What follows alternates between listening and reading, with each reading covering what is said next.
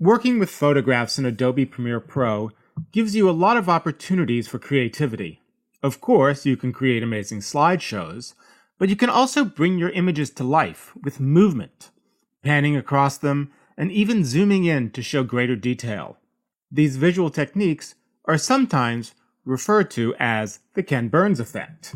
To follow along, copy the files that accompany this tutorial to your Creative Cloud account.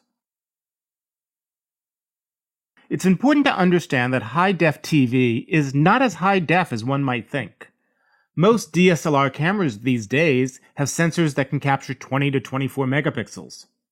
A 24 megapixel image is 6,000 by 4,000 pixels. High-def TV resolution is only 1,920 by 1,080 pixels, or roughly 2 megapixels. Think about it. If you bring in full-resolution photos into Premiere Pro, you're making your computer do 12 times the amount of work it needs to for each frame of video. Another issue is that most DSLRs capture images with an aspect ratio of either 3:2 or 4:3. The aspect ratio of HDTV is 16:9, which means when you add a photo to your video, you will need to crop off the top and bottom or have black bars on the sides. Though you can crop and scale an image in Premiere Pro, it is sometimes easier to do this in Photoshop and Lightroom. Both Lightroom and Photoshop have 16:9 presets when using the crop tool. This can be very useful if you want to be very precise about what part of your photograph you want to be in your video. You can also export your images at precisely 1920 by 1080 pixels, so they fit perfectly into your HDTV frame. When exporting an image for video, you can ignore PPI as it has no relevance for screen viewing. It's a print parameter. And it goes without saying, though I'm saying it, TVs are horizontal. When cropping and exporting, it's landscape, not portrait. Now, if you plan to zoom in on or pan over your image, you should export your photographs at a higher resolution than 1920 by 1080 to maintain sharpness after you zoom in. Depending on how much you plan to zoom in, here are some examples of recommended resolutions. Though Premiere Pro works with most of the common image formats, it does not support camera raw images, so converting all of your images to JPEG or TIFF files is recommended. TIFF files are dramatically larger than JPEGs and can cause playback stutter during editing if you have an older computer, if it has less RAM, or your hard drive is slow. JPEGs work much better, and the quality difference is usually imperceptible in your finished video. Once your images are prepared, you can import them through the Media Browser panel. You can determine the playback duration of each images in your Preferences. In Windows, this is under the Edit menu. Go to Preferences, General, Still Image Default Duration. Out of the box, the default duration is 5 seconds, which means that each of your photos will be 5 seconds long after it's imported. But this preset duration is only a starting point. You can easily change the duration of any still image even after you place it in a sequence. The best rule of thumb is to set the default duration to the average length you think you want your images to be on screen. This could be 2 seconds for a sports slideshow or 10 seconds for a wedding video. Once your photos have been imported, you need to create a slideshow sequence to edit them into. To do this, go to File, New, Sequence, or press Command-N or Control-N. In the pop-up under Sequence Presets, choose Digital SLR, 1080p, 1080p 30. This is the standard for most HD video. You can now drop your photos into the sequence. Double-click to the left of the video track to increase its height. If you have already cropped and scaled the images down to 1920 by 1080, they should fit perfectly into the frame of your sequence. However, if they're at a higher resolution than 1920 by 1080, they will appear cropped. You'll see only the center portion of your images when you play back the sequence in the Program panel. To fix this, right-click on an image in the timeline and select Set to Frame Size. This will fit the entire image into the frame, yet still preserve the original pixel resolution of the image. So if you zoom in on an image, it will still be sharp. You can even select multiple clips or all the clips in your timeline. To select them all, Command or Control A, and right-click. Now, if you did not change the aspect ratio to exactly 16:9, then you may see black bars at the sides or at the top and bottom of the screen. Premiere Pro does this so that no picture information is unnecessarily cropped out.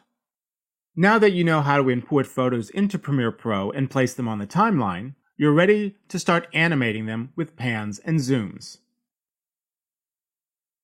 Position the playhead over the clip you want to animate.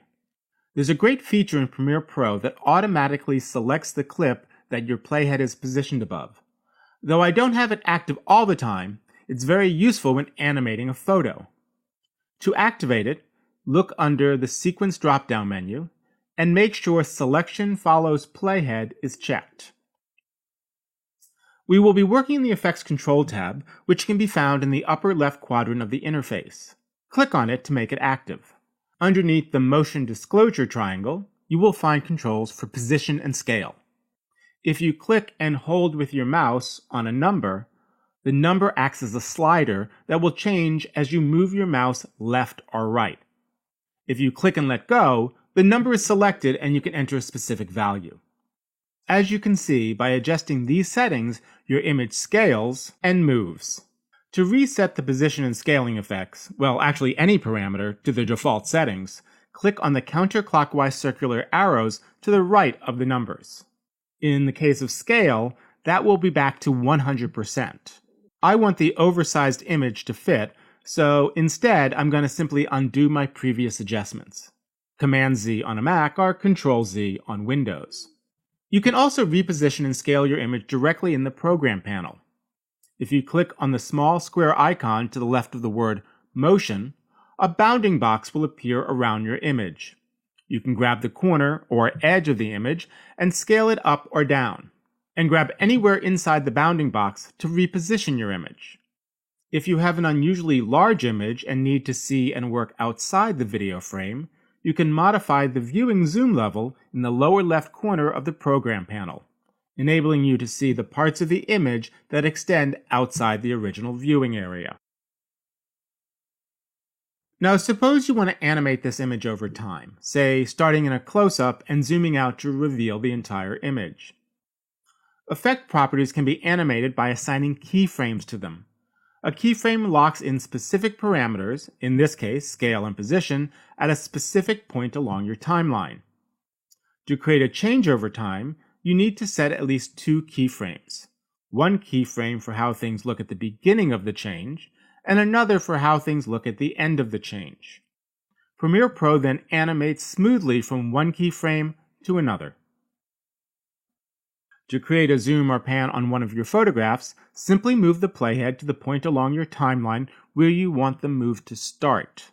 Let's move the playhead to about 1 second in and adjust the scale and position of the image to the way you want to see it at the beginning of the move. To create our first keyframe and lock the image into our starting position, we need to click on the small stopwatch icons to the left of the position and scale sliders.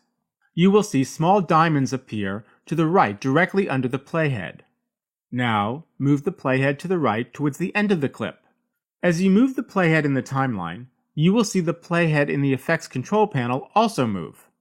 Once you have created your first keyframe for a specific parameter, in our case scale and position, every time you make an adjustment to that parameter, another keyframe is automatically created. The trick is to position the playhead first, then adjust scale and position. Let's play back the clip to view our animation.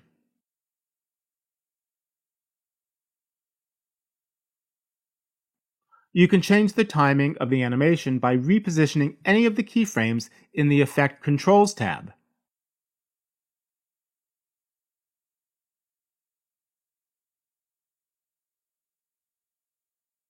To remove a keyframe, simply right-click on it and select Clear. To delete all the keyframes for a single parameter, click on the stopwatch again. You will get a dialog box warning you that you will be deleting existing keyframes. Now, let's use these skills to create an animation across a panorama of the New York City skyline. Prior to importing, I scaled this image in Photoshop to 1080 pixels high to match the height of my HD video frame. However, it's a little over 4,600 pixels wide, about 2.5 times the width of a normal HD frame. When I drop it into my timeline, it fits perfectly at 100% height-wise. I want to pan from left to right. So, select the clip, move the playhead to the beginning of the clip, and drag the horizontal positioning slider until you can see the bounding box at the edge of the frame. Click on the stopwatch to create the first keyframe. Now, move the playhead to the end of the clip. Drag the horizontal slider to move the image all the way to the left so that the far right edge touches the frame. A new keyframe is automatically created for the end position. Let's play it back. I like it, but the pan seems a little fast. 5 seconds is not a lot of time for such a wide image. So grab the edge of the clip in the timeline and stretch it out so it runs for 50 seconds. In the Effects Control panel, you can see that the second keyframe is still only 5 seconds past the first. All you need to do is grab the second keyframe and drag it to the right edge. Let's play it back. Now the pan is nice and slow. The first couple of times you try to use keyframes to animate one of your photographs, you'll probably be a little frustrated. You may forget to reposition the playhead, or create many extra keyframes and your image will jump all over the place. Don't worry. Eventually, you'll have that aha moment, and from then on, it's clear sailing.